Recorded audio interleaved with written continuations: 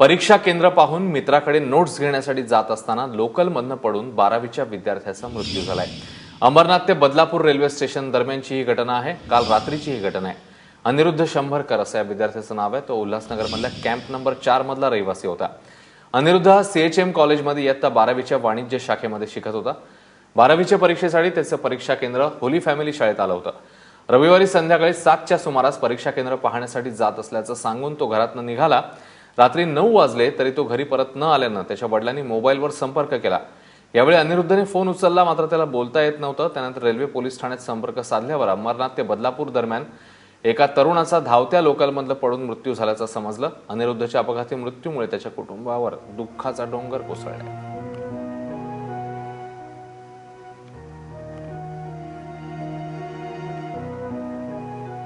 तेव्हा उल्हासनगरमध्ये अनिरुद्ध शंभरकर राहत होता आणि त्याचा लोकलमधनं पडून अशा प्रकारे मृत्यू झाला।